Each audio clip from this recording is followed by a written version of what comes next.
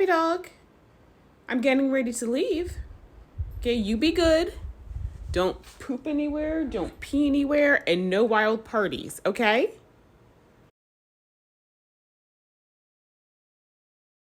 Okay, guys, so went to Murano, got some feverfew, and now I'm at Hortulus Farm because although the park itself is closed, they're having the garden center is still open, and they're having an event today. So I'll see you guys in a bit.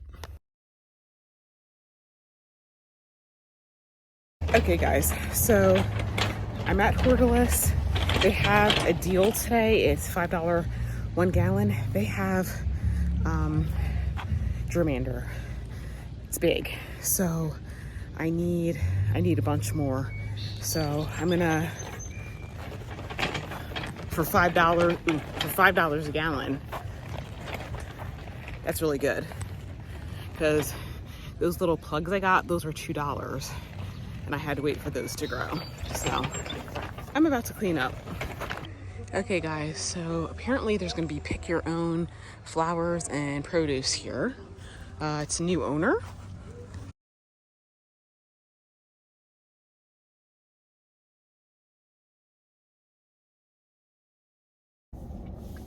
Okay, guys, I'm getting ready to leave Hortulus.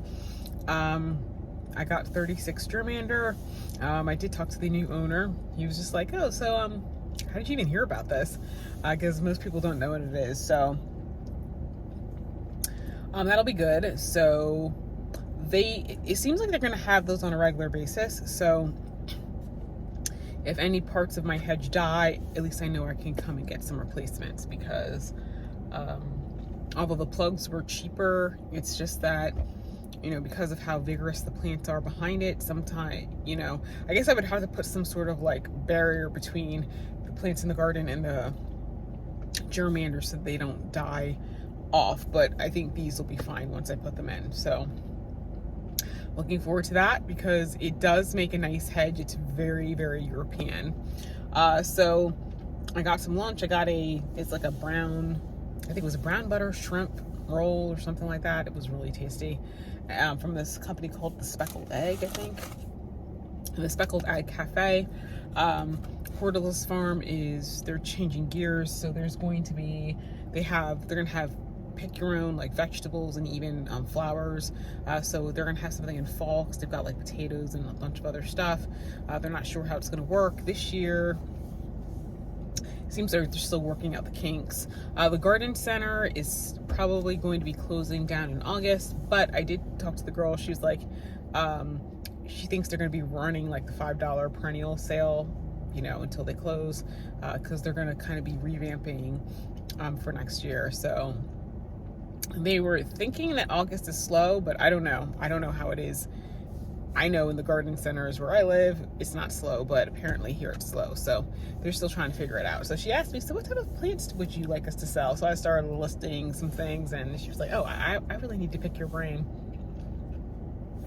Yeah. Because it's like, honey, you don't even understand. So I will definitely come back, especially now that it's changed hands. They're redoing all the wood walks and the hiking trails because they were kind of overgrown.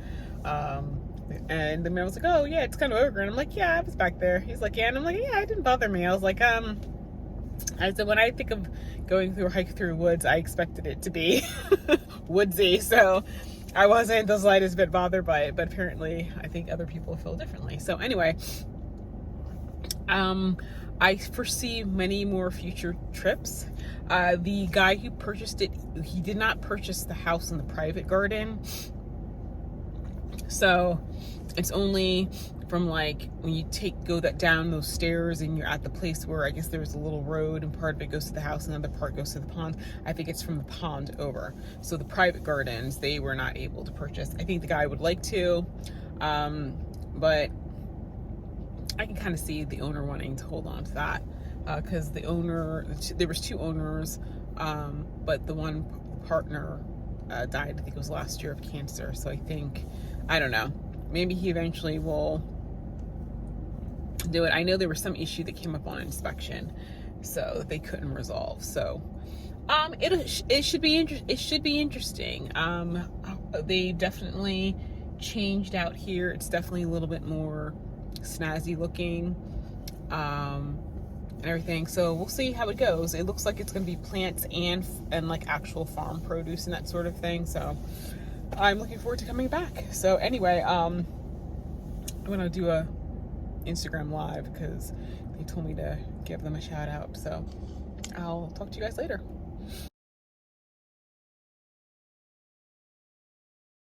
Hey guys, it's Brooke here from the Vintage Gardener. Welcome back to my channel. Today is July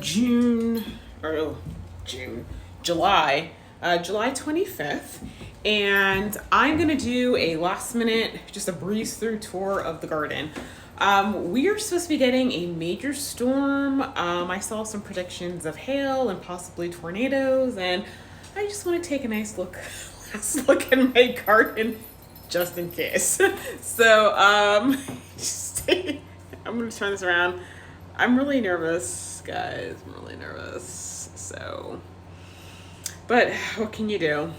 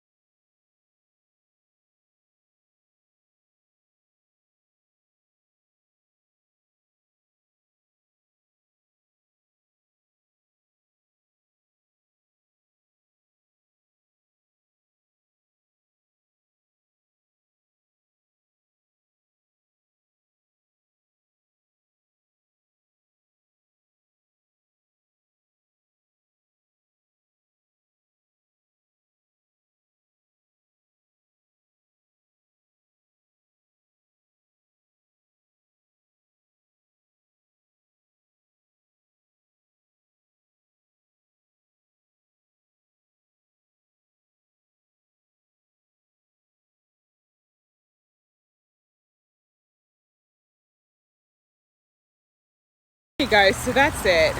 So I'm just taking, I hope we don't get any hail. I mean, obviously I can't control that. If we do, I mean, you know, I'll have to cut everything back and hopefully it'll kind of flush out again. It'll put things back, you know, but the garden, you know, plants are pretty resilient. So I'm gonna try not to get too upset about it if the garden does get destroyed, but you know, but there's nothing much I can do about it. So we shall see. So hopefully we just get a big rainstorm, and you know, I'm sure some things are gonna be battered down because it looks like it's gonna be kind of heavy, but hopefully it won't be, you know, it won't be too bad. But at least I have a last look. I need to actually cut a lot of stuff back. It's kind of, we're kind of at that point in the summer where everything is just completely out of control. And yeah.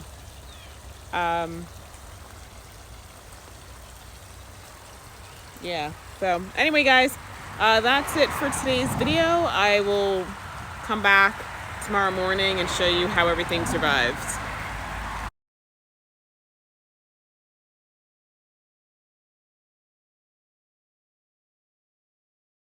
Hey guys, so that is PSE&G. I guess they're getting ready to do some work on that pole that got hit by lightning today. I'll give you guys the whole story in the morning, but I thought they had taken care of the issue, but apparently not. So I guess they're checking everything. Yeah, it's quite a storm today.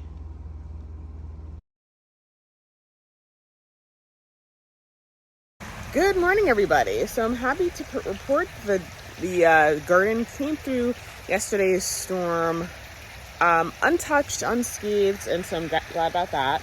It is cooler today. I'm gonna try to take the Pooch out for a quick walk so that I can get some stuff done in the yard. There was, yeah, that storm yesterday was really scary. Lightning touched the one power pole, and when it hit the power pole, there was an electrical fire, and it created a surge in the house. And quite frankly, I was terrified because it sounded like a cross between like a warp engine powering on, but it had that heavy like electrical sound in the background. And it was just, I was backing away from my computer or my appliances because I was not sure if like electrical outlets were gonna explode, burn out, or what. So the power cut off, then it came back on, and a couple minutes later another surge started building, but I was already turning stuff off. Power cut off again, it came back on, and it flickered a little bit, and finally it stopped. So I did call 911 because like I said, that pole was burning orange, and obviously that's a dangerous situation. But by the time I called, apparently 911 already knew about it. They said that somebody had already called it in, and that the police and fire department had already been dispatched. So, yeah, but, oh, and did they move the pieces? Oh, you know what, guys? Oh, yeah. So anyway, let me show you, because I did find some debris in my flower beds, and last night it looks like they got the pieces, but they missed one. So that right there, that is part of whatever was hit. That was on the pole. As you can see, it's kind of black on the center, and there was little bits. There was bigger bits yesterday, but I didn't get a chance to film them. So those bits, let's see. Let's see if I can zoom in on it. See those little knob things on the pole? That's what I guess got hit and kind of exploded. Takeaway from this, people, is that when it's an electric storm, don't mess around. Stay indoors, turn off and unplug your appliances, and get away from the windows. That was the most scary. That was really, this is the second time I've had a pole near my house struck by lightning. The last time it happened at my other house, and that was actually terrifying because I was already asleep. And but I had to call PSC for that one. But this one, especially because it was on a main road during day, you know, I knew that there was people out driving. That's why I don't think I called 911 at my other house, because when it came down, it sparked and then it stopped. But this time I felt that it was necessary to call 911. So that was my day yesterday. So anyway, I'm going to finish walking the pooch, and I'm going to start on the project in this much cooler weather.